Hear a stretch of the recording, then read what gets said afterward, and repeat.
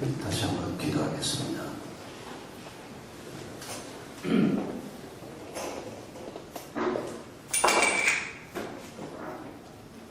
감사하신 주님, 어떤 사람들이 예수님께 나와서 우리가 어떻게 해야 주의 일을 하겠습니까? 라고 물었습니다. 이번에 저희들도 같은 질문을 가지고 주님 앞에 고개를 숙였습니다. 사는 날 동안에 또 사역자로 하나님께서 세워주신 동안에 또 내 곁에 하나님이 붙여주신 사람들과 함께 사는 날 동안에 저희가 어떻게 해야 내 일이 아니고 사람의 일이 아니고 하나님의 일을 하는 자들이 될 수 있겠습니까? 우리는 하나님의 일을 한다고 생각하지만은 왕왕 그곳에 하나님은 계시지 않고 사람 냄새만 무신무신 날 뿐인 그런 상황에서 우리는 하나님이 계시지 않는다는 사실조차도 때로는 깨닫지 못할 때도 많았던 것을 고백합니다. 아버지 하나님, 다시 저희들이 저의 가정으로 돌아가야 하고 저의 일터로 돌아가야 하고 사람들 속으로 가야 합니다. 그곳에서 저희가 어떻게 하나님의 일을 할 수 있겠습니까? 오늘 밤에 짧은 시간이지만 저희가 이 질문을 가지고 하나님 앞에 나아가오니 하나님께서 저희 한 사람을 만져주시옵소서. 하나님의 일을 하는 자들로 저희가 새롭게 기름 부음 받도록 도와주시옵소서. 사람의 일을 하다가 하늘의 기쁨과 평안을 누리지 못하고 썩어 없어질 것들을 붙들고 사는 자 되지 않게 해주시옵소서. 하나님의 일을 함으로 하늘의 기쁨을 누리는 자가 되게 해주시고 하나님의 일을 함으로 영원히 쇠하지 않는 일을 하는 자들이 되게 해주시옵소서. 예수님의 이름으로 기도하옵나이다. 아멘.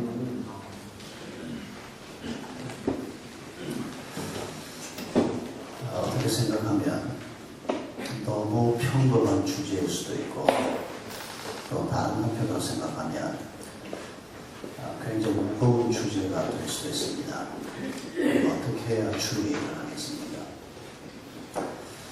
저는 초등학교 3학년 때 교회를 처음 출석했습니다.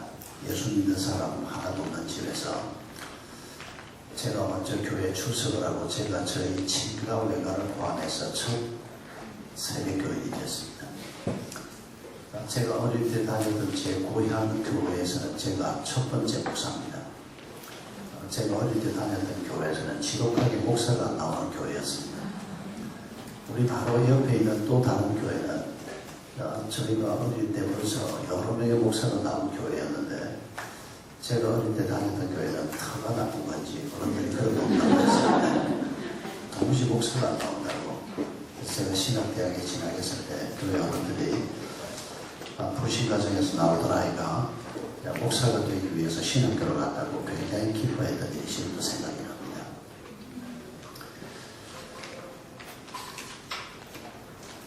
옛날에는 학교를 다닐 때도 전도사를 했습니다. 인물이 없었기 때문에 22살짜리 대학 3학년짜리가 교회에서 심지어는 주일난데를 설교를 했습니다. 목사님이 계시다가 다음 목사님이 올 때까지 한 10달 동안 설교자가 없다고 3학년짜리 저를 주일난데를 설교를 하라고 또 내가 아무리 둘러봐도 설교할 사람이 없어서 장로님도 없고 남자 집사 3사람밖에 없고 그리고 한 60여 명 모이는 업교회였었는데 내가 안 하면 이건 뭐 다른 방법이 없겠다. 근처에 무슨 다른 교회가 있고 그 교회에서 누구를 보내줄 수 있는 교회도 아니고 그래서 한 10개월 정도 주일난예배 설교도 해봤는데 지금 생각하면 참 기가 막힌 일이었습니다. 도대체 주의 일이라는 게 뭘까요? 우리가 맨 처음 배울 때는 또 아직 신앙이 어릴 때는 일 자체를 가지고 분류하는 법을 먼저 배웠습니다. 그래서 신앙생활을 좀 오래 하고도 교회에서 예배를 드리고 신방을 하고 전도를 하면 주의 일이고 집에서 살림을 사고 사무실에 나가서 일을 하면 그건 세상 일이고 이렇게 배운 때도 있었습니다. 아마 지금은 그렇게 생각하는 사람 숫자가 많이 줄어들 거라고 생각합니다. 우리가 하는 일 자체가 주의 일이 될 수도 있고 주의 일이 되지 않을 수도 분명히 있습니다. 이를테면 술 장사, 섹시 장사, 마약 장사 이런 건 언제나 주의 일이 될 수는 없습니다. 일 자체가 사람을 해치는 일, 일 자체가 덕을 세우지 못하는 일, 일 자체가 사악한 일이 있습니다. 그건 전혀 고려 대상이 되지 않습니다. 그러면 선교를 하는 건 주의 일입니까? 선교사가 돼서 나가서 무언가를 하면 그건 주의 일입니까? 그렇지 않은 게 문제입니다.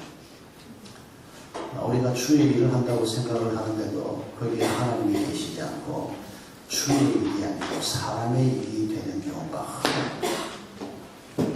오늘 밤에 이 평범해 보이지만 또 한편으로 참 무거운 이 주제를 가지고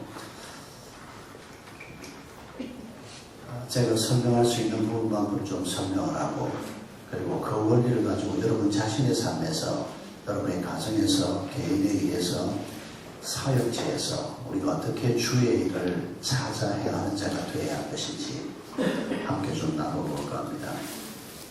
저는 평생 설교자로 훈련을 받은 사람이니까 제가 설교자로 자라면서 설교가 어떻게 주의 일이 되도록 하나님이 인도하셨는가 그 간증을 좀 해보겠습니다. 조금씩 우리가 선 자리는 다르지만 결코 다르지 않을 거라고 생각합니다. 방금 말씀드린 것처럼 신학대학 3학년 때 전도사로 사역을 시작했고 그보다 훨씬 더 전에 고등학교 2학년 때 시골 교회에서 반사를 시작했습니다. 그때는 학습도 받기 전인데 교회에서 했다고 반사를 하라고. 그리고는 1981년 연말에 신학대학원을 졸업하자마자 서울 강남구 노련동에 있는 서울 영도교회 부임을 했습니다. 그 교회는 손봉호 박사님이 교회를 설립하고 5년이 지났을 때 제가 그 교회 부교육자로 부임을 했습니다. 강도사로 부임을 했습니다. 그 무렵에는 교회 규모가 그렇게 크지는 않았습니다. 한 주일 낮에 한 어른들이 200여 명 채 안 모이는 그런 아담한 사이즈의 교회였습니다. 그 교회는 손보호 매니아들이 모여있는 완전히 손사모들이 모여있는 그런 교회였습니다. 저도 그런 사람 중에 하나였습니다. 신학대학원을 졸업하면서 잘 훈련받을 수 있는 대로 보내달라고 기도를 시작했는데 우리 손 박사님께서 자기가 교회를 하나 개척했는데 도울 사람이 필요하다. 박전도사가 좀 도와달라. 그 말을 듣고 제가 아주 뛸 듯이 기뻐했습니다. 이분 밑에 가면 훈련을 잘 받을 수 있겠다. 그래서 1981년 1월 3일 날 그 얘기를 듣고 졸업하고 연말에 부임하기로 하고 교회는 저를 1년을 기다려주고 그리고 11월 말에 2학기 3학년 대학원 3학년 2학기 그리고 졸업고사까지 다 마치고 난 다음에 서울로 올라왔습니다. 중고등부를 맡았고 그리고 교회 전체 살림을 맡았습니다. 한 30달 지났는데 손복 박사님이 저보고 주일 남녀의 설교를 한 달에 한 번씩 자기하고 같이 하자고 그러는 말도 안 되는 소리였습니다.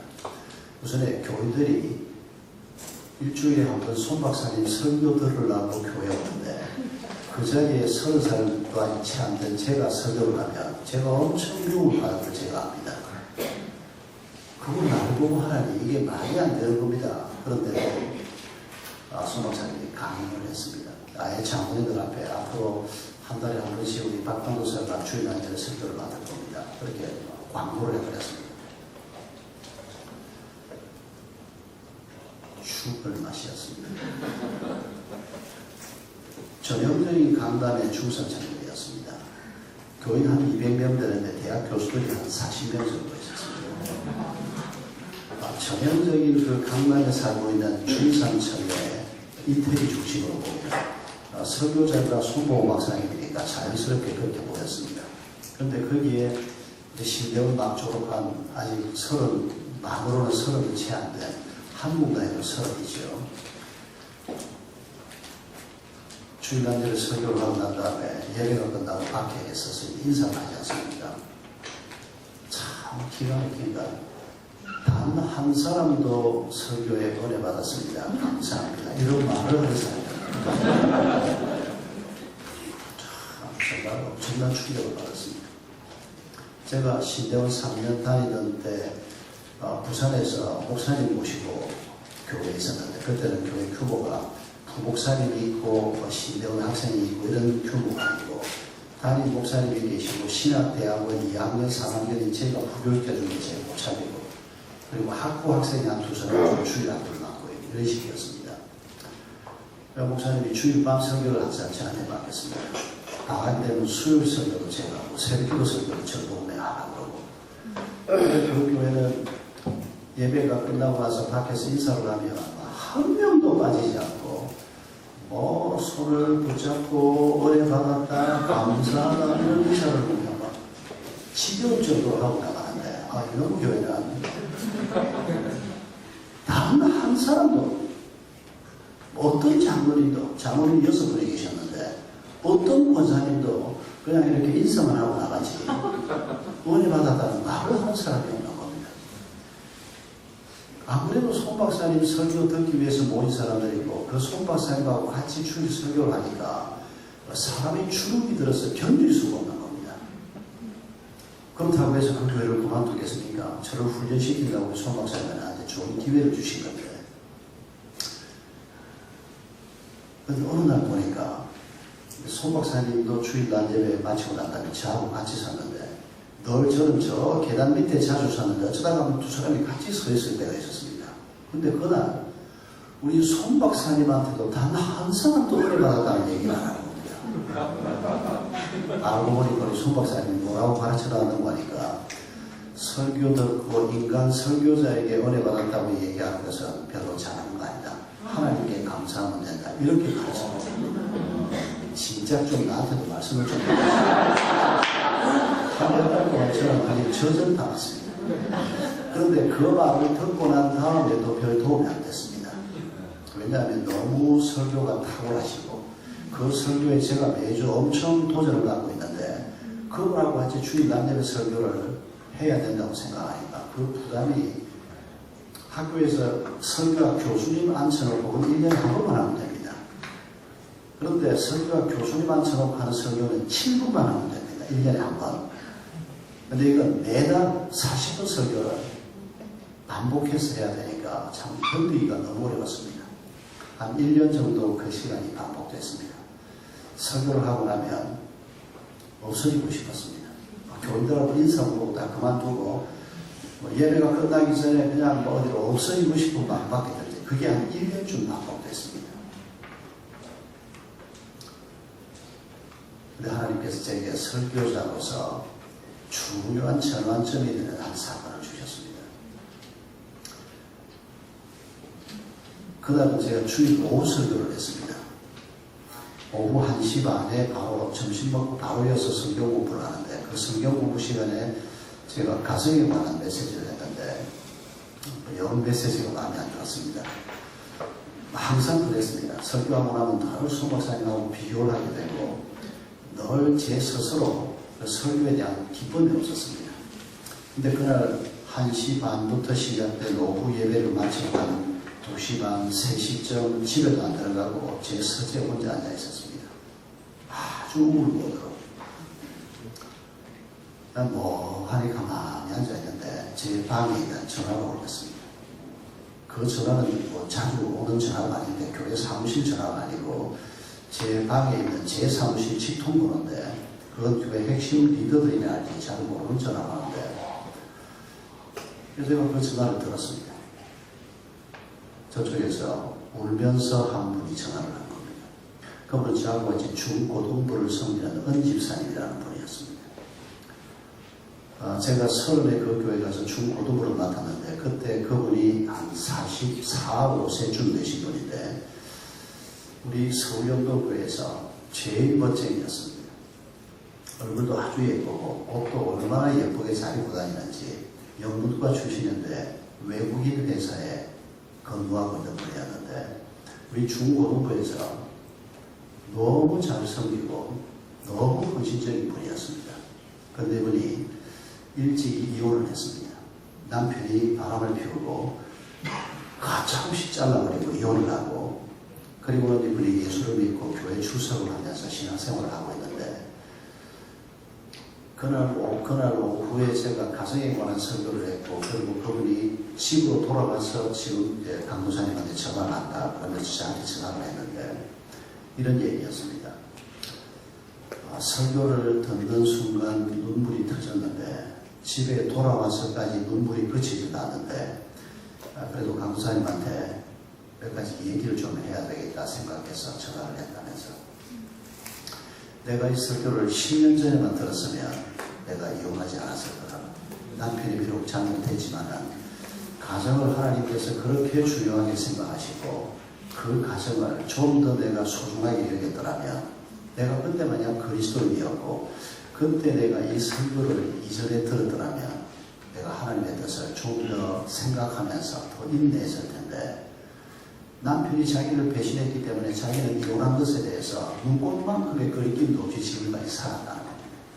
그런데 그 말씀을 듣고 난 다음에 자기가 크게 잘못했구나. 남편이 잘못했지만은 그리스도인이 된 다음에 지금 보니까 자기 또한 가정을 너무 소홀히 여기고 너무 쉽게 가정을 깼다는 자책감 때문에 계속 눈물이 그치지 않는다.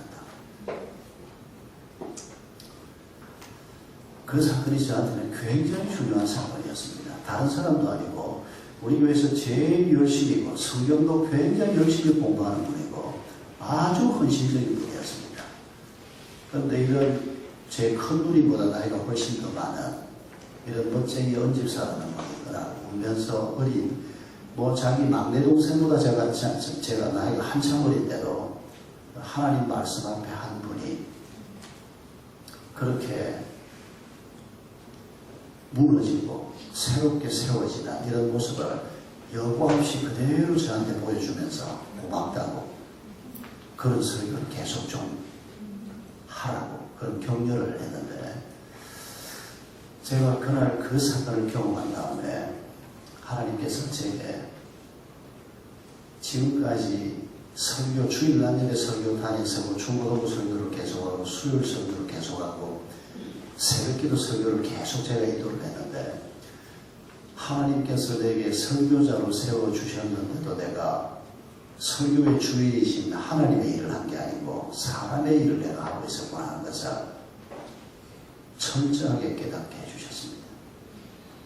계속해서 사람들의 반응을 생각하고 내가 비교할 수 없는 나보다 훨씬 더 어른이시고 설교를 탁월하게 할 수밖에 없는 손보호 박사라는 분의 설교를 비교하면서 인간적인 판단을 가지고 그 설교 사역을 계속해서 인간의 일로 만들어버리는 그런 내 모습을 하나님이 그대로 보여주시고 그리고 우리 언집사님의 그 고백 이후로 제가 제 잘못이 뭔가를 발견한 다음에 그때부터 비로소 설교가 내 일이 아니고 사람의 일이 아니고 하나님의 일이 되게 하는 물론 완전히 그렇게 되는 데는 아직도 시간이 더 걸릴 겁니다만 적어도 그때부터 제가 설교에 대한 태도가 바뀌기 시작했습니다.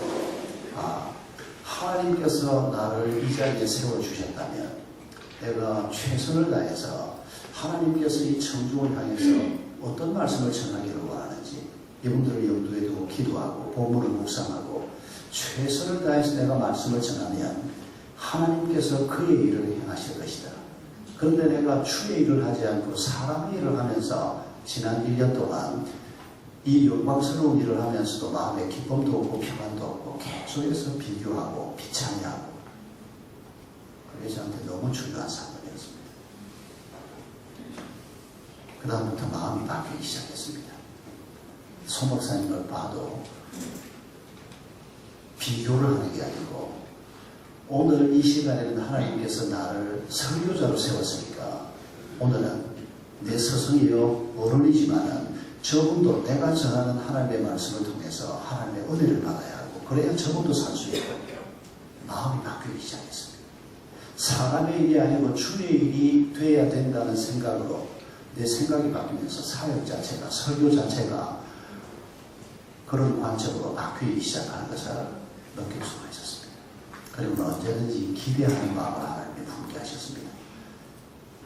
비참해하고 비교하고 사람의 반응을 생각하는 게 아니고 오늘도 하나님이 나를 이곳에서 말씀을 전하겠으면 사람이 50명이 있든지 100명이 있든지 간에 나를 통해서 전해진 이 말씀을 통해서 내가 결과를 알지 못하더라도 사람이 살아나는 일이 있을 것이고 필요한 말씀이 그 영혼에 떨어져서 그 사람의 삶에서 가정에서 분명히 뭔가 일이 벌어질 것이다. 그걸 기대하는 마음을 하나님 품게 해주셨습니다.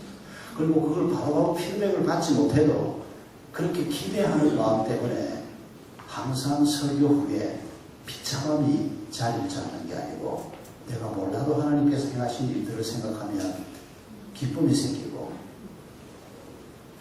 이게 그때부터 하나님께서 제게 주신 설교에 대한 태도의 변화, 관점의 변화였습니다. 설교가 굉장히 영적인 일 같아 보이지만은 그러나 그 설교가 하나님의 일이 아니고 인간의 일일 때 그 설교를 통해서 인간의 영광을 생각하고 그 설교를 통해서 하나님의 뜻이 이루어지는 것이 아니고 사람의 뜻이 이루어지는 것을 목표로 하고 산다면 그 설교는 세상에서 가장 추악한 일이 될 수밖에 없는 것입니다. 우리 주님께서 어떻게 우리가 주의 일을 할 수 있겠습니까? 라고 묻는 사람들에게 뭐라고 답하십니까? 예수님께서 말씀하시기를 29절에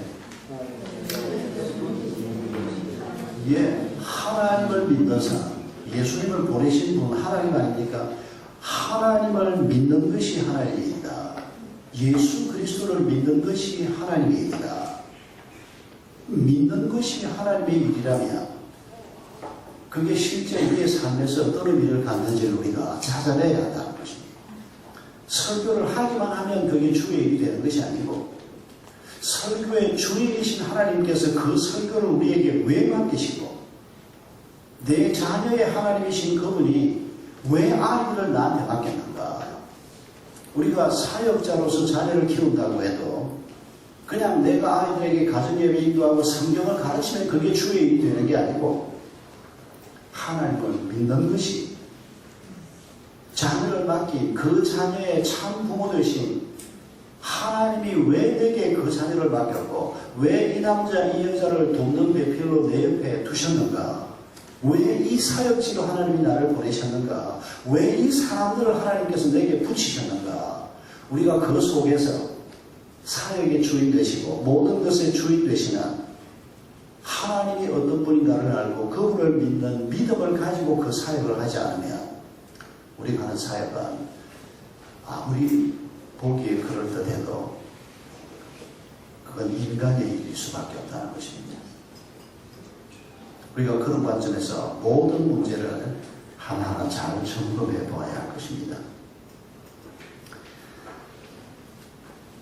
작년 봄에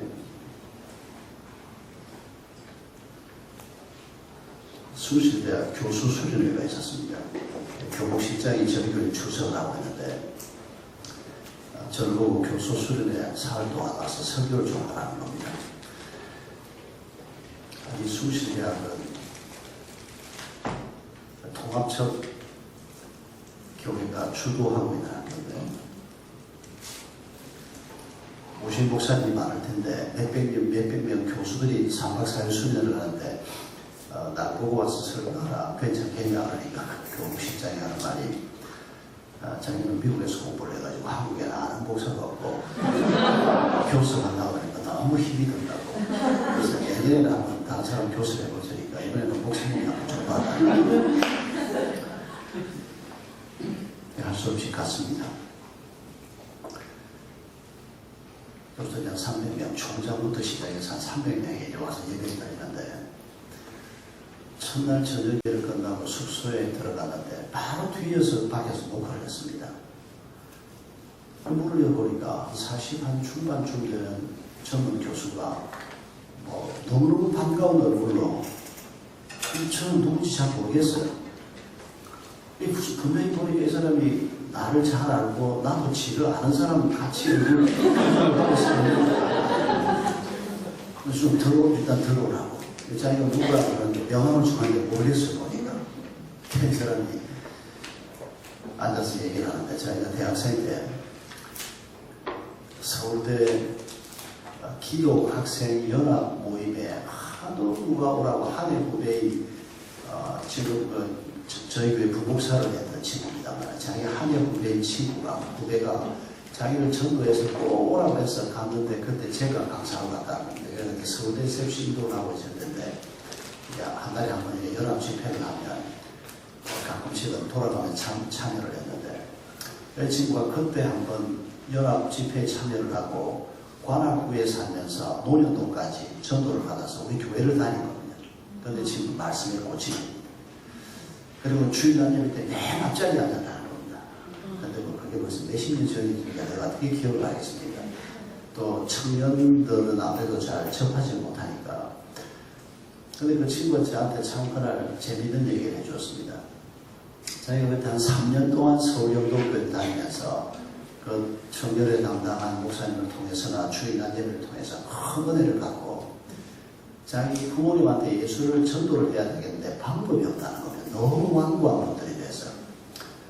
그래서 그때 교회 설교 테이블, 주일날 예배 테이블을 계속 만들었는데 그걸 광주에 있는 자기 부모님한테 좋은 말씀이니까 한번 들어보라 그러고 매주 사서 보냈다.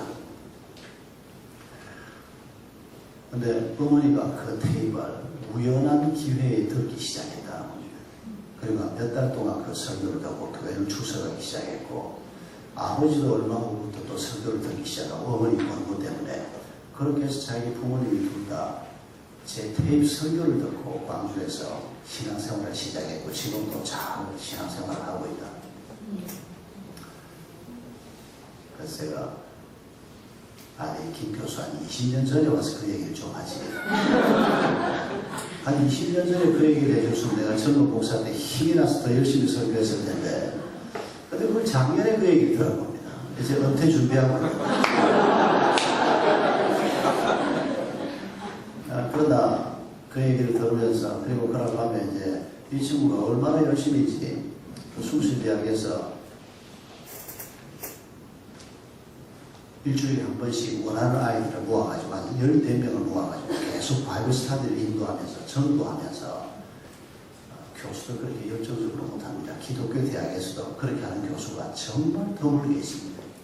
강의하면서 그거니 복음 전해놓고 반응이 있는 아이들을 따로 불러 모아서 자기가 인도하는 바이블 스터디에 초대를 하고 숭실대학 전체 교수 중에서도 그런 활동을 하는 사람은 아마 8명도 안 될 겁니다. 목사들조차도 그렇게 잘 못합니다. 근데 그렇게 열정적으로 신앙생활을 하는 사람한테 그 얘기 듣고 나니까 참 마음이 깊었습니다. 그러나 하나님께서 일찍이 부족하지만 말씀을 전하는 자로 불러주셨을 때부터 내가 몰라서 그렇지 이런 일들이 나도 모르는 동안에 많이 일어나고 있을 거다. 그렇게 생각했던 얘기를 하나님께서 작년 봄쯤에 제가 기운이 많이 빠져 있어서 그랬는데 그 얘기를 수십 년, 20년 전 얘기를 하나님이 하나에 던져서 보내주신 것입니다. 아주 좋은 선물을 하나 받은 느낌이었습니다. 여러분 주의 일이 무엇이겠습니까? 우리가 하고 있는 일이 노동이든지 사무실이든지 선교든지 설교든지 신방이든지 무엇든지 간에 우리가 하고 있는 그 일을 통해서 우리 삶의 주인이 되시는 예수 그리스도가 드러나고 하나님이 드러나는 것 그게 주의 일 아닙니까? 근데 우리가 잘못 생각하면 선교사가 돼서 뭔가를 하면 그게 다 주의 일이 될 수 있는 것처럼 세상에 나가서 일을 하면 몇 해 전에 우리 장모님이 그런 소리를 했습니다만 목사님 나도 먹을 것만 있으면 지금 당장 회사 뜯어치우고 신학교 나갔으면 좋겠다고. 신학교 가서 그냥 매일 예배드리고 성경 공부하고 졸업하고 난 다음에 뭐 어디든지 가서 말씀 전하고 그 양반은 절대 신학교는 안 될 사람입니다. 그렇게 도피할 곳으로 오는 곳이 신학교가 아닙니다. 모든 곳에서 모든 영역에서 살고 있는 그리스도인들에게 하나님의 말씀을 전해서 그들이 그 말씀을 붙들고 내 삶의 주인 되신 하나님을 의지하고 자기 길을 걸어가도록 돕는 사람인데 그런 하나님의 일을 제대로 생각하지 못하고 세상에서 돈 벌어먹고 살라고 하니까 더럽고 그냥 짜증나고 사람 얼굴 쳐다보고 있으면 그냥 내가 이거 뭐 하는가 싶고 그냥 차라리 신학교 가서 성경이나 보고 앉아있으면 얼마나 속 편할까. 거기가 속 편한 자리가 아니라는 우리 장관님이 여러분, 하나님께서 오늘 본문에 보면 이 요한복음 6장을 우리에게 일부러 길게 기록해서 남겨놓은 이유가 있지 않겠습니까? 여러분, 요한복음 6장 맨 첫머리에 오병이어 사건이 나오는 거 아실 겁니다. 물고기 2마리와 보리떡 5개를 가지고 남자만 해양에서 5,000명, 그러면 여자와 아이들까지 합하면 적어도 10,000명 이상의 대군주의였었거나 어떤 분들은 20,000명까지 잡는 분들도 있습니다. 이때가 6월절이 아닙니까? 예루살렘이 남쪽에 있습니다.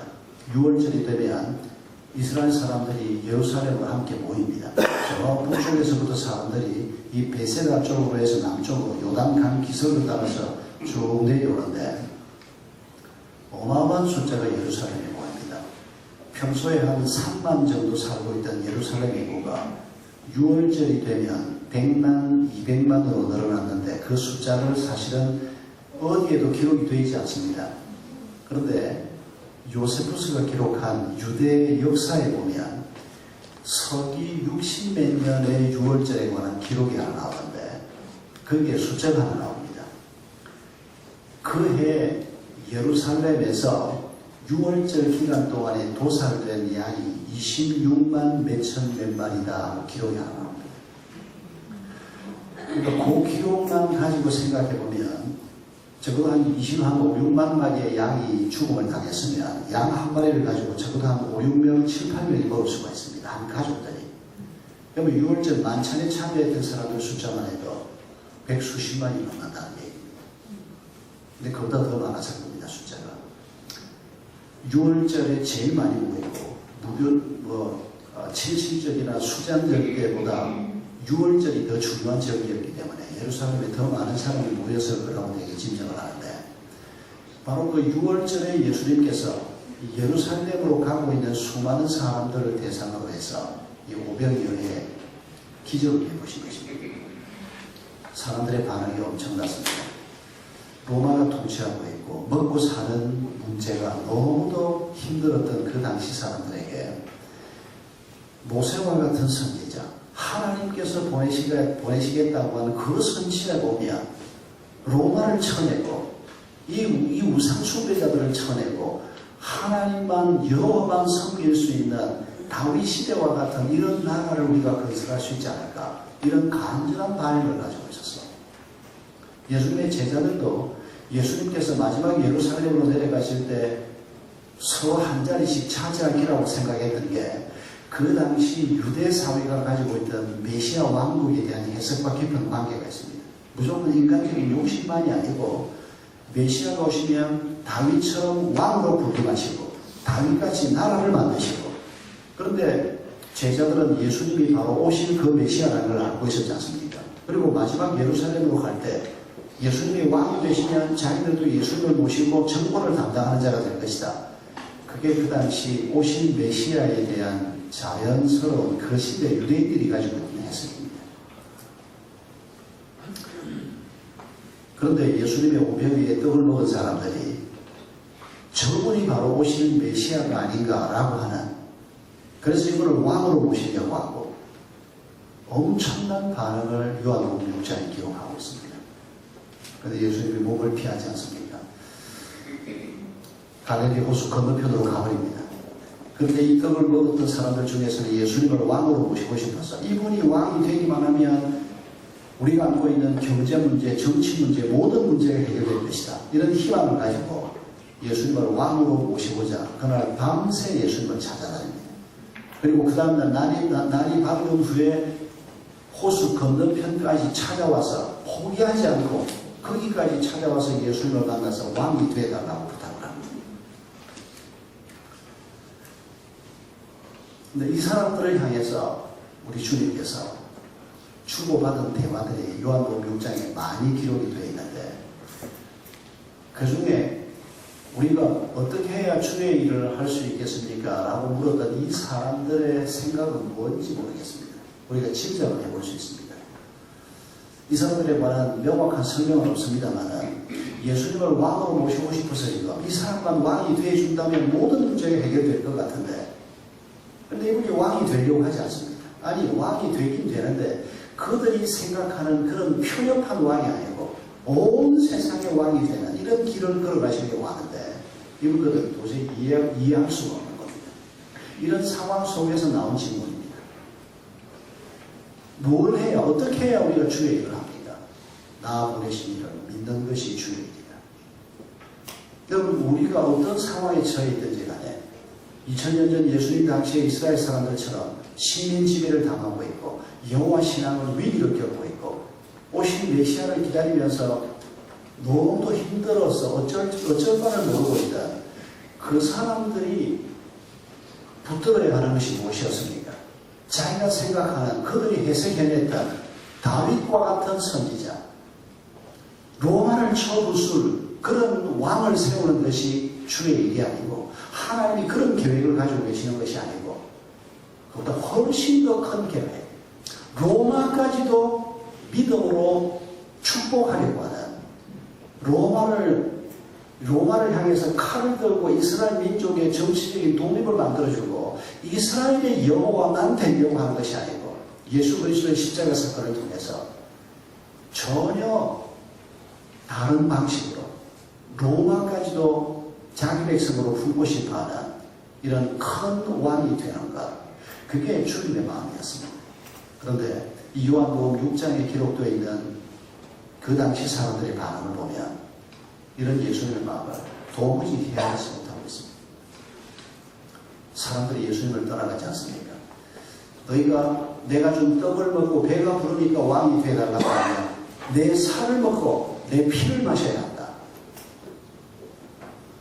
그 말을 듣고 아니 예수님 피를 마시고 살을 먹는다는 것이 도대체 무엇입니까? 질문하지 않습니다.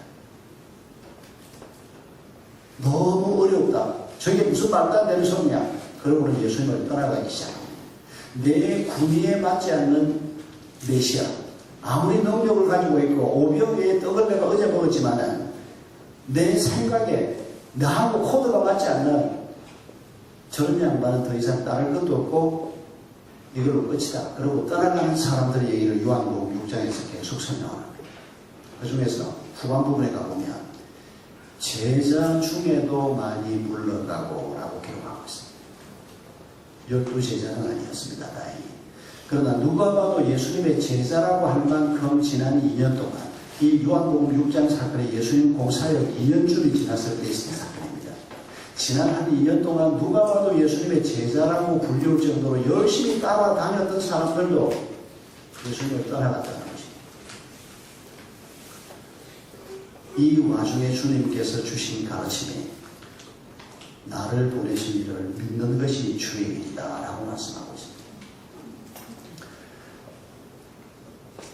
여러분이 선교지에서 경험하는 것이나 오늘 한국교회가 안고 있는 문제나 결코 다르지 않을 것입니다.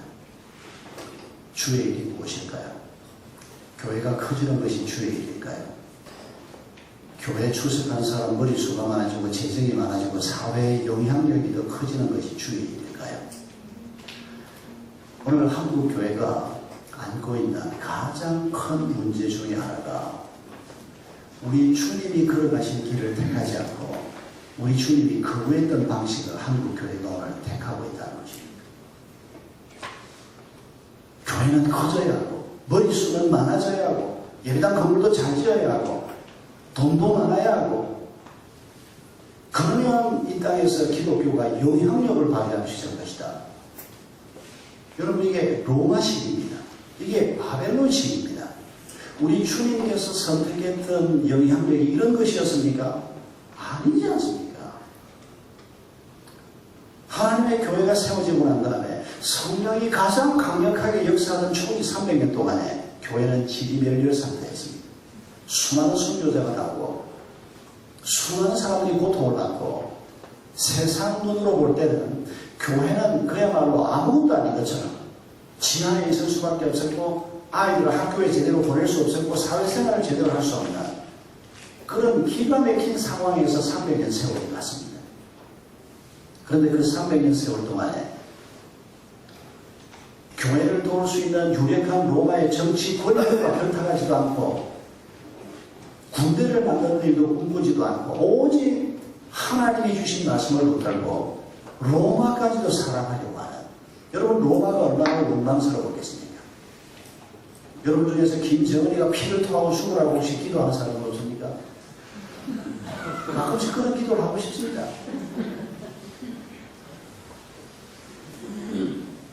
김일성이가 죽고 난 다음에 김일성이가 죽기 직전에 김일성이를 면담하고 서울에 와서 하루를 지내고 미국으로 간 재미교포 한 번 있었습니다. 아침에 제가 CBMC 인도를 하러 가니까 우리 CBMC 장로님 한 분이 그 전날 저녁에 그 장로님하고 같이 밥을 먹었다는 겁니다.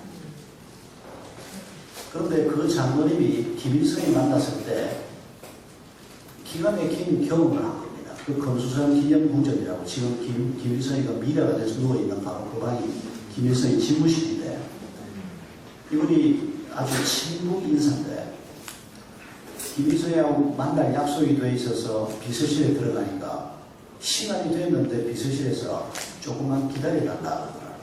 그래서 무슨 일이 있냐 그러니까 그게 아니고 그래서 수령님이 혼자서 노래를 부르고 혼자서 중얼거리고 그러는데 그럴 때는 사람을 넣지 말라고 했다.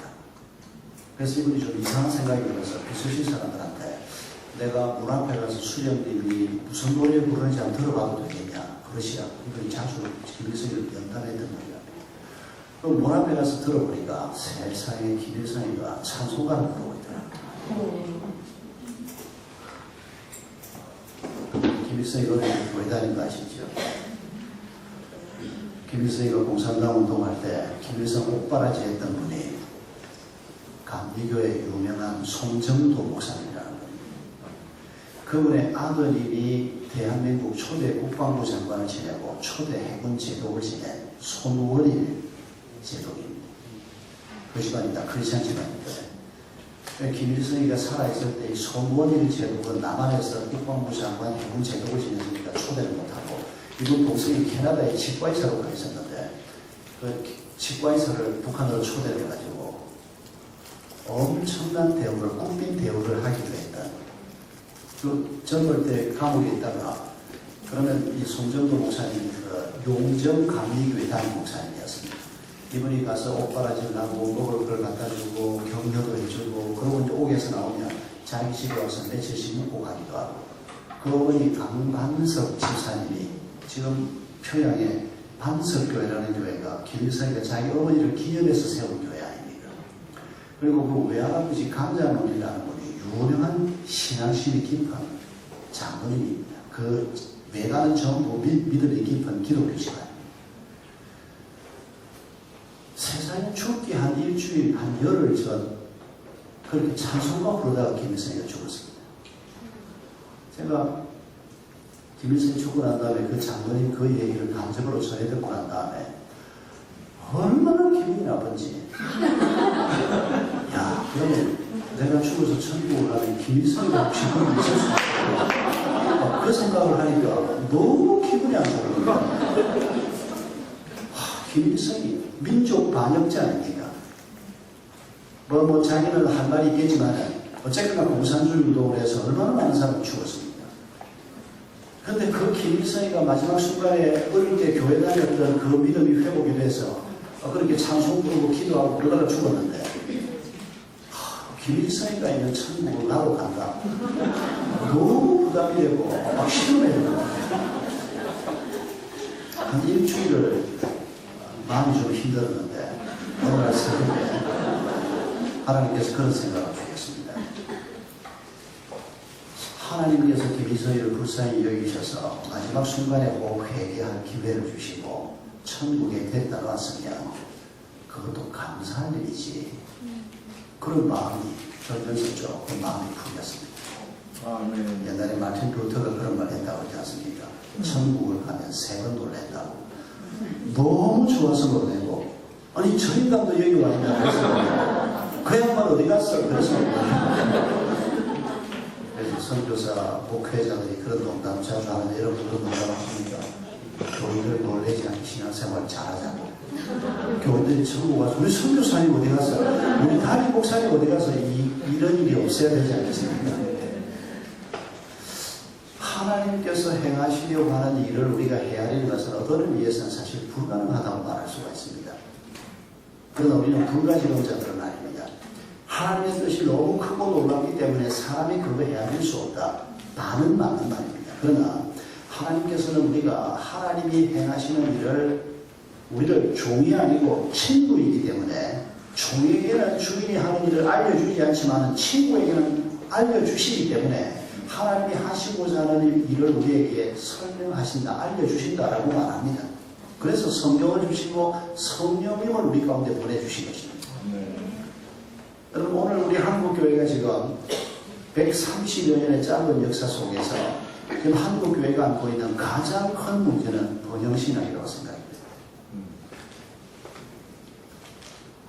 예수님 당시에 번영신학하고 가장 비슷한 사람들이 누구였는가? 로마 사람들이었습니다.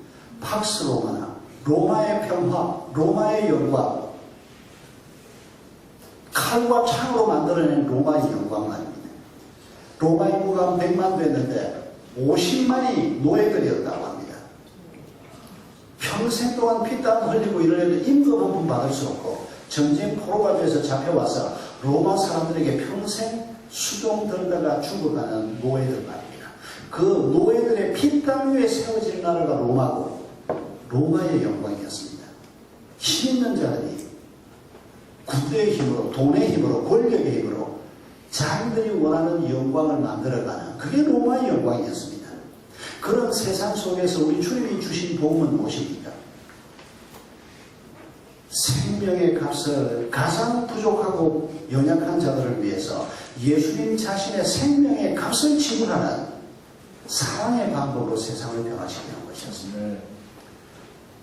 우리 주님이 군대를 조직한 게 아니고 우리 주님이 정치권에 힘있는 사람들을 모아가지고 당대에 무슨 영향력을 행사하려고 하는 게 아니고 한 사람 한 사람의 가슴 속에 복음이 들어가게 하고 그들이 하나님 없이 사는 것이 가장 큰 문제인 것을 깨닫게 하고 하나님이 내 속에 들어오시게 하고 예수 그리스도가 내 삶의 주인이 되게 하는, 그래서 세상 영광이 아니고 하나님의 영광을 위해서 우리 자신을 헌신하는 이런 삶의 길을 걸어가게 하면서 그런 사람들이 숫자가 조금씩 늘어가면서 한 시대를 변화시킨 역사를 우리는 기억하고 있습니다. 그런데 세월이 지나면서 하나님의 일을 위해서 부름을 받은 사람들이 하나님의 일을 하는 것 같았는데 그게 하나님이 계시지 않고 사람들 냄새만 가득한, 그래서 건물 하나 그럴듯하게 지어놓으면 주의 일을 다 한 것처럼 생각을 하고 무슨 조직 하나 만들어 놓으면 뭐 주의 일을 한 것처럼 생각을 하고, 여러분 이게 한국 교회가 안고 있는 목회자들만 그런 게 아니고 예수 믿는 일반 성도들, 장로님들을 비롯해서 일반 성도들도 예수 믿고 축복받았다고 하면 예수 믿고 얼마나 그리스도를 닮아가느냐가 아니고 예수 믿고 얼마나 큰 집에 사는가, 예수 믿고 얼마나 통장에 돈이 있는가, 예수 믿고 얼마나 출세했는가. 여러분 이게 바로 로마의 영광입니다. 여러분 이 문제를 넘어서지 못하면 우리 삶 속에서 또 교회 공동체 안에서 복음의 영광은 나타나지 않을 것입니다. 선교지는 어떻습니까? 선교지에서 만약에 우리가 이런 길을 걸어간다면 선교사가 떠나면 거기에 남는 게 아무것도 없을 것입니다.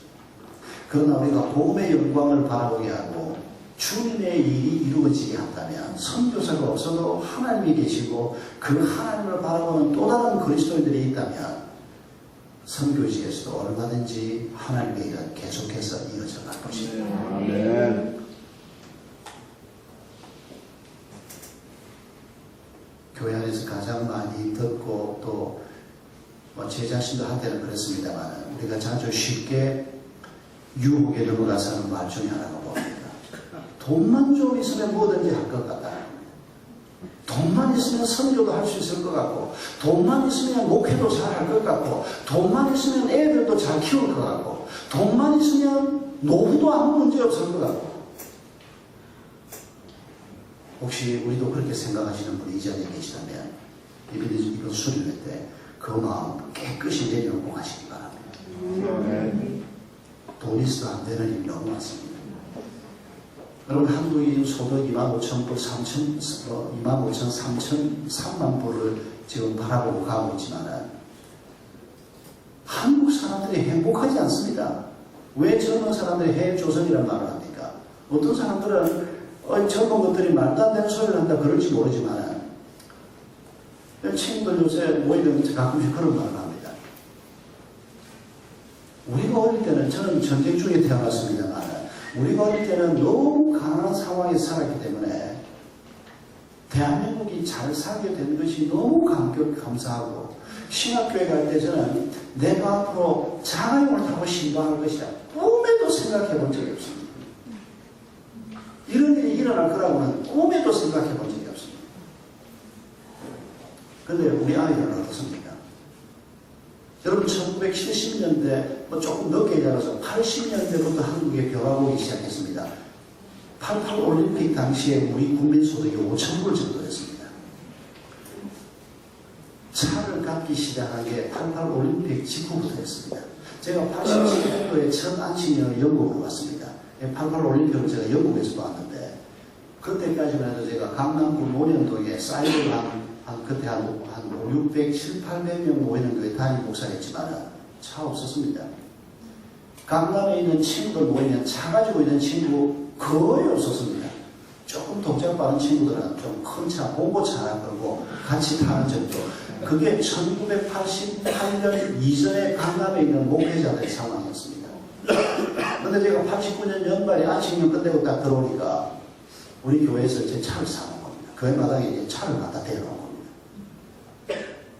논현동 뒷골목에 차가 없었습니다. 근데 제가 안식년을 1년이 아니고 2년을 하고 왔는데 2년 마치고 보니까 논현동 뒷골목에 차들이 빽빽하게 줄을 서 있었습니다. 강남 사람들이 차를 제일 먼저 갖지 않았습니까? 그게 80년대 후반부터였습니다. 그때 이후로 지금까지 계속해서 한국 경제가 뭐 이러니 저러니 해도 뭐 어려움이 있고 뭐 어려움도 있었지만 계속 지금 한국 경제는 커져가고 있습니다. 그런데 그때 태어나서 자란 아이들, 저희 아이들만 해도 그렇습니다. 83년, 87년, 89년생들인데 저희 엄마 아빠는 아무것도 가지고 없는데 교회 헌금빚만 지금 지고 있는데, 근데 얘들은 어릴 때부터 강남에서 태어나가지고 얘들도 고생 안 했습니다. 그러니까 지금 한 40세쯤 되는 나이 이전 그 아래 세대는 어릴 때 대한민국이 잘 살게 되고 밥 먹는 거 문제가 안 될 때 태어나서 지금 자란 세대입니다. 그 사람들한테 야 옛날에 얼마나 힘들었는데 너희가 얼마나 잘 자랐는데 아무 소용없는 말입니다.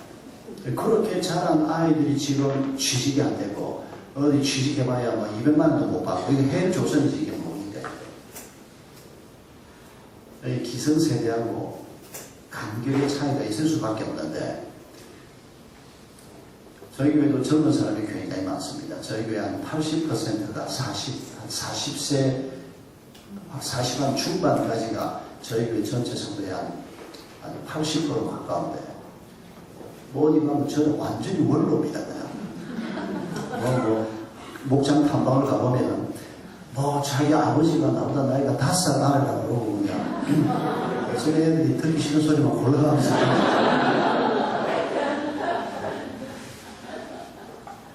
원래 제가 지금 하고 있는 동백이라는 데가 제가 98년에 분당 내려가니까 강남 집값 올라가면서 밀려서 분당 내려온 사람들이 그때 당시에 젊은 사람들이 많았습니다. 근데 그새 분당이 집값이 올라가서 요새 밀려서 가는 데가 어디고 하니까 제가 지금 가 있는 동백. 광교, 수지 이쪽만 해도 비쌉니다. 근데 동백은 아직도 값이 좀 쌉니다. 그래서 그쪽으로 많이 몰릴 수밖에 없고. 그러니까 젊은 사람들이 그렇게 많이 사고 있습니다. 거기다가 또 우리가 학교를 하니까 좀 열심히 있는 젊은 사람들이 일부러 그쪽으로 이사를 오기도 하면서 저희 교회가 요즘 한국 교회 전체 상황을 맞게 젊은 사람들이 굉장히 많은 교회가 되어버렸습니다만은, 근데 그 젊은 사람들하고 같이 앉아서 얘기를 해보면 다 그냥 불만투성입니다. 잘 삽니다. 뭐 자기 집인지 아닌지는 모르지만은 아파트에 들어가서 둘러보면 뭐 갖출 거 다 갖추고 삽니다. 그런데도 평안이 없습니다. 신앙생활을 하고 있는데도 기쁨이 없습니다. 상대적으로 너무 가난하다고 생각합니다. 여러분, 오늘 선교지나 우리 한국 땅이나 결국은 바보야, 경제가 문제야가 아니고, 경제가 좋아지고 또 좋아져 봐야 여러분 거기에는 계속되는 몸가짐밖에 없습니다. 더 잘 살아야 되고 더 잘 살아야 되고 뭐 계속 나오지 않습니까? 뭐 세계 핸드폰 하나 샀더니 2년 지나고 나니까 그냥 자꾸 껌껌 죽고 그냥 뭐 한 10년쯤 쓰게 만들어 놓으면 좋을 텐데 이거 안 바꿀 수 없도록 만들어 놓습니다. 뭐 집에 뭐 잔뜩 사다 놨는데 전부 바꿔야 됩니다. 뭐 이거 하나 바꾸면 다음에 또 바꿔야 되고, 둘이 나가서 죽기 살기로 막 벌어도 애 하나 그냥 조그마한 애 뭐 엄마한테 맡기면 엄마는 죽을 판인데, 시골에서 엄마가 올라와서 저 평구에서 올라와 와서 월요일 아침에 와서 애 맡아서 금요일까지 있다가 집으로 다시 돌아갔다 오면 난리를 떨고 사는데도 다 불행합니다. 신앙생활을 하는데도 만족이 없습니다. 여러분, 하나님께서 하나님을 믿는 것이 주의 일이라고 말씀하셨습니다. 돈에 대한 하나님을 믿는다는 것이 돈에 있어서 좋습니까? 더 주신 하나님을 바라보고 달라 그러고 사는 것이 주의 일입니까? 아닙니다. 하나님은 자족하는 법을 배우라고 말씀하셨습니다. 내게 능력 주시는 자 안에서 내가 능치 못할 것이 없느니라. 빌립보 4장 13절의 그 유명한 말씀도 능치 못할 것이 없다는 그 말씀의 뜻이 무엇입니까? 내가 로마 감옥에 앉아있을 때도 감사하고, 이전에 내가 풍족하게 누리고 살 때도 감사하고, 하나님만 계시다면 내가 있는 자리가 감옥이든지 내가 있는 자리가 아무것도 없는 자리이든지 좀 가지고 있는 자리이든지 그건 별로 문제가 되지 않는다. 그렇게 자족하는 법을 배운 자신의 비결을 내게 능력 주시는 자 안에서 모든 것을 할 수 있다고 바울이 말씀합니다. 문제는 경제가 아니고, 문제는 돈이 아니고, 문제는 우리가 하나님을 믿는 것입니다. 선교에 있어서 내게 일어나고 있는 이 모든 일들 속에서 이 모든 상황의 주인 되신 하나님의 뜻이 무엇이며 하나님의 마음이 무엇인가를 우리가 바르게 해석하고 그 길을 따라가는 것, 그게 하나님을 믿는 것입니다. 그런데 우리는 우리의 욕심을 가지고 너무 많은 것들을 포장하는 경우가 많습니다. 특히 사역자들이 이런 잘못을 많이 범합니다. 가장 최근에 제가 사역자로서 하나님 앞에 두려워하면서 경험했던 일 한 가지를 말씀을 드리고 설교를 마무리하려고 합니다. 제가 세물교회 23년을 마치고 나온 지가 이제 딱 5년 하고 한 몇 달 됐습니다. 150명 파송받아서 지금 있는 동백으로 내려갔는데, 하나님께서 학교와 교회를 지을 수 있는 땅을 하나 주셨습니다. 그래서 건물을 하나 안 치고 또 병원을 좀 만들고 해서 5, 6, 7세 반부터 시작해서 고3까지 15개 학년, 학생 숫자는 전체가 460명 정도 지금 기독교 대안학교를 하고 있습니다. 근데 지난 연말에 교실이 너무 부족하고 또 교육관이 좀 부족해서 건물을 하나 더 증축을 해야 될 필요가 있었습니다. 그래서 당후에서 우리가 그 문제를 논의하면서 필요는 전부 공감이 되는데 필요한 것만큼만 우리가 그러면 놓고 기도를 할 건가, 아니면 한 2, 3년 후 것까지 생각해서 건물을 짓는 걸 계획을 할 건가, 이게 쉽지가 않았습니다.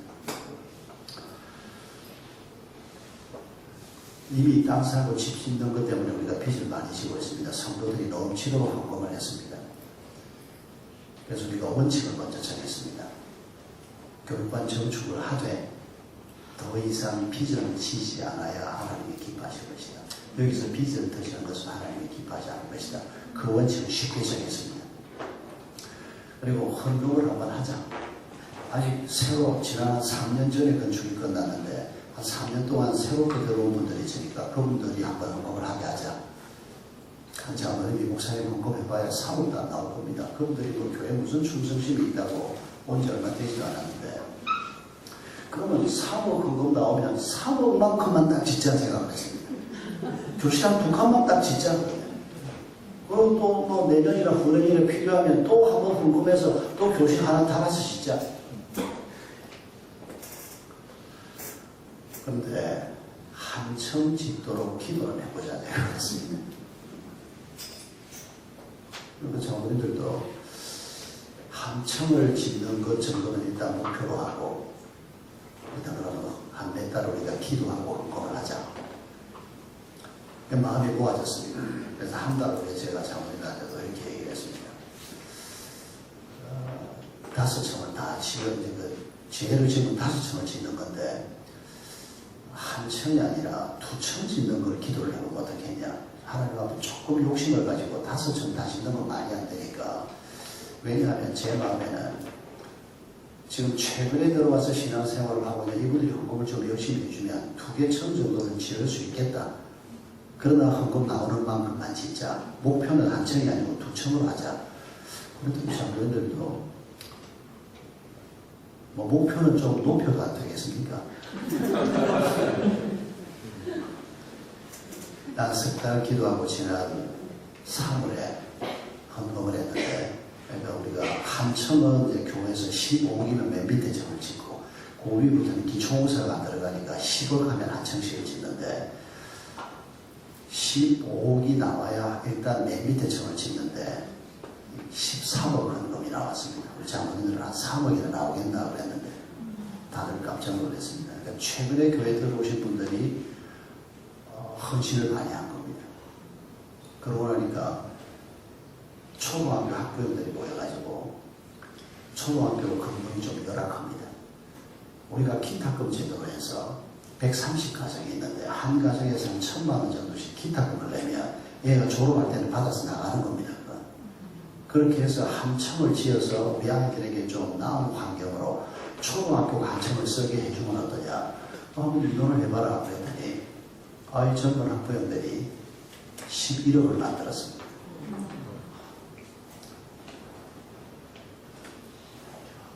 또 한 가정에서 연락이 왔습니다. 친정아버지가 돌아가시는데 우리 교회 교인이 아니고 다른 교회 교인이고 학부형인데, 친정아버지가 평소에 내 재산을 너희들한테 안 물려준다. 이 사회에 필요한 일을 위해서 쓸 거다. 늘 그러셨던 분입니다.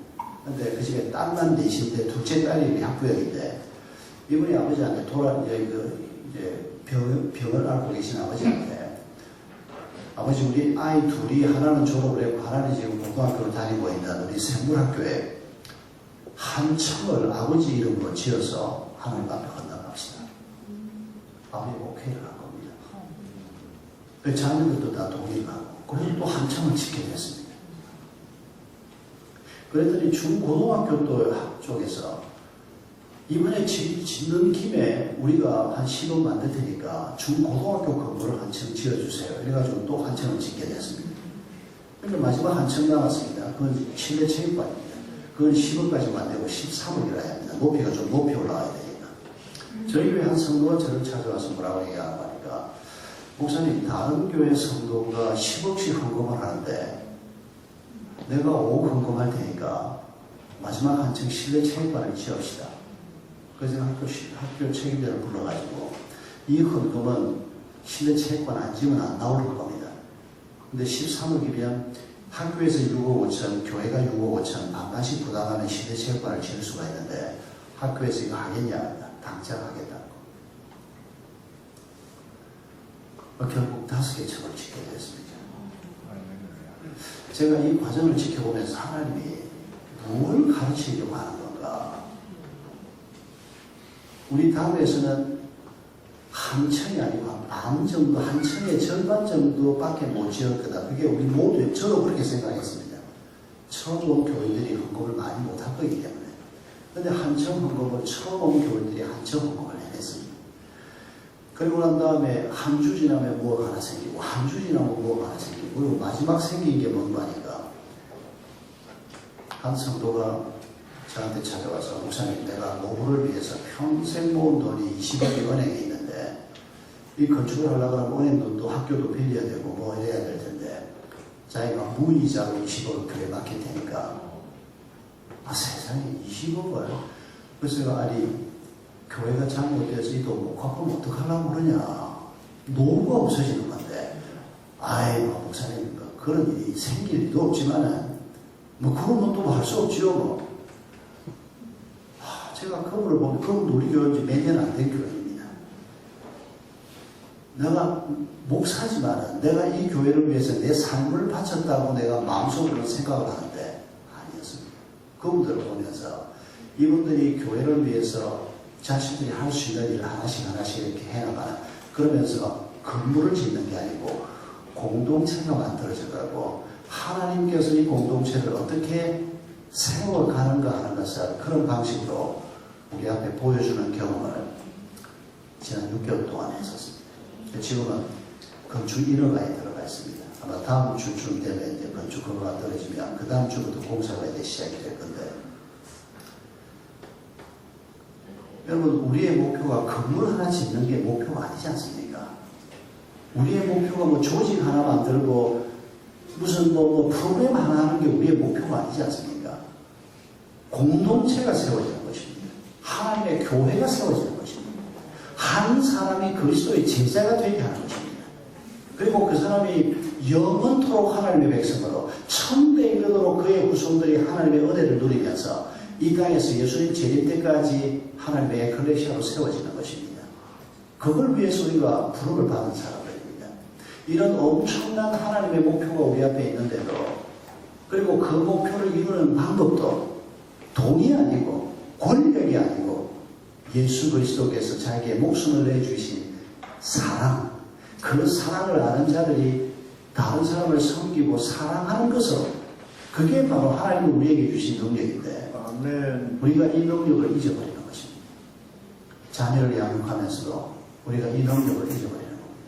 부모가 자녀를 많이 사랑해주면 공부가 조금 모자라도 다른 핸디캡이 조금 있어도 사랑을 많이 받은 아이들이, 하나님이 그 속에 있는 아이들이 결국은 일을 쳐내게 되어 있습니다. 아멘. 내가 그제 김해 근처를 지나가다가 제 아내하고 봉화마을을 한번 갔다 오자 그래서 봉화마을을 한 바퀴 돌아보고 왔습니다.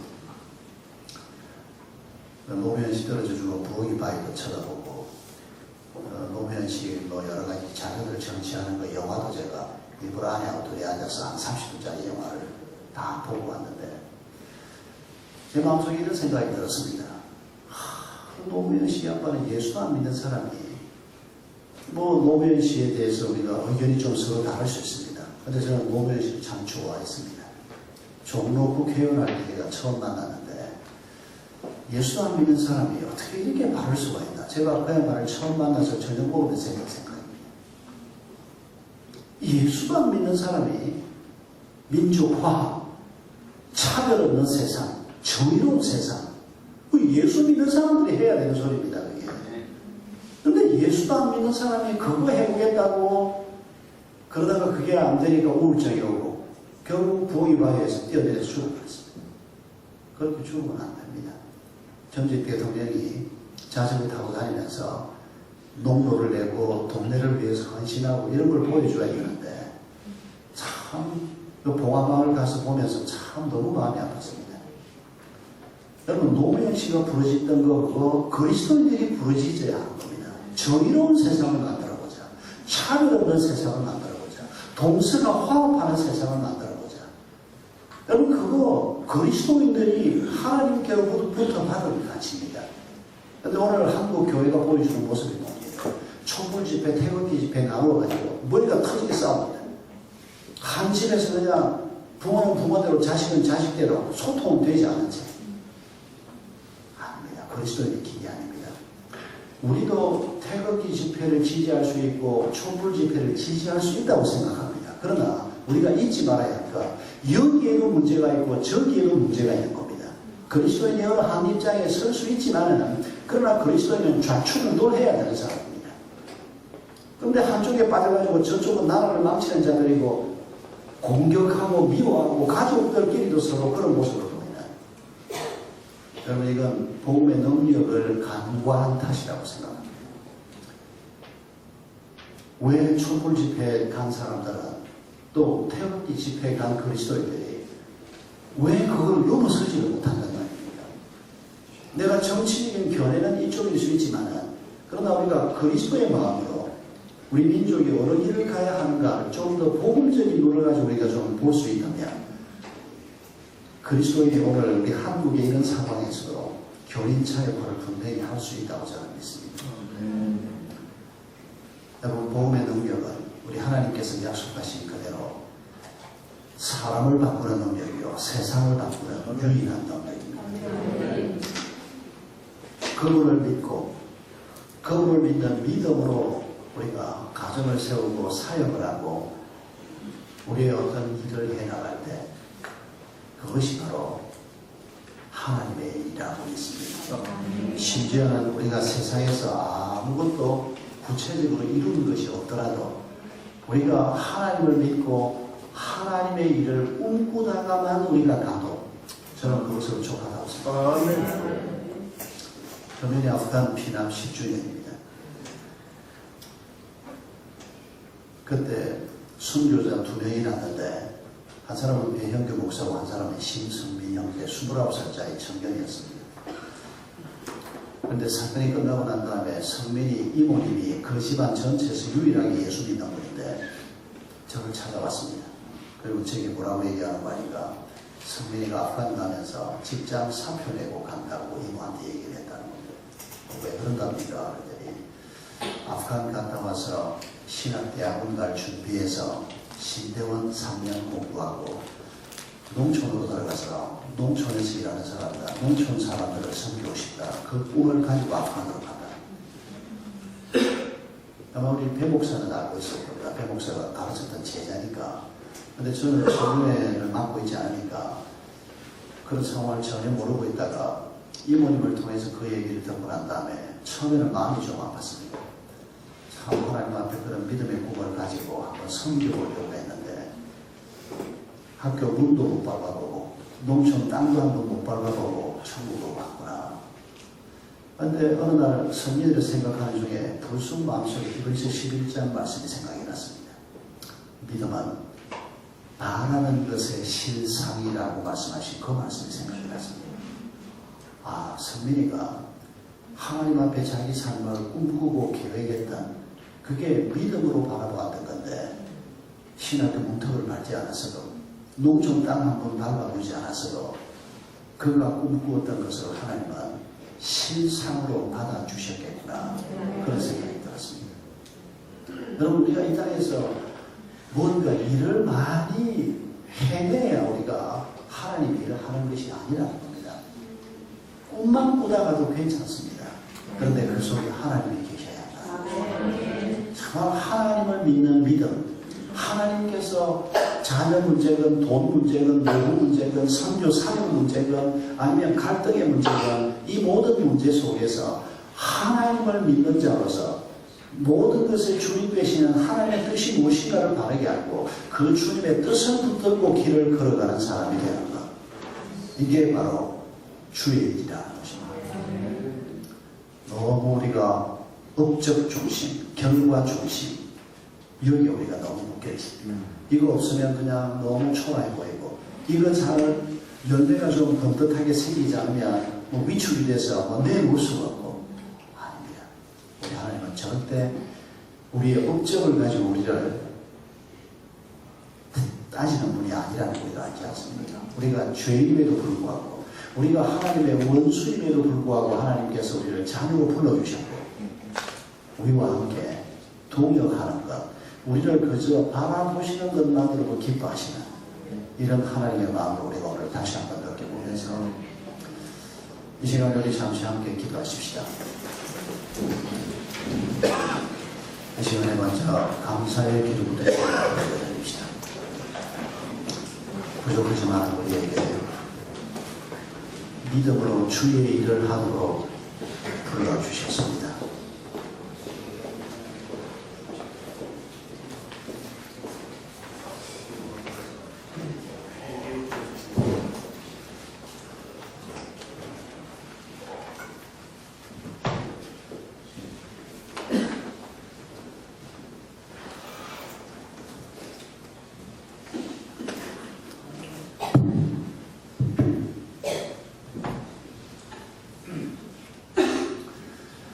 감사의 기도와 함께 회개의 기도를 주님 앞에 올려드립시다. 우리가 사역의 현장에 있으면서도 주의 일을 하는 자가 아니고 사람의 일을 하는 자는 아니었는지 우리 고요히 우리 자신들을 주님 앞에 내놓으면서 이 시간 우리의 마음을 주님 앞에 올려드립니다. 우리의 남은 생애를 주님 앞에 올려드리는 마음으로 감사와 회개의 기도를 함께 사회자가 나올 때까지 주님 앞에 올려드리겠습니다. 함께 기도합니다.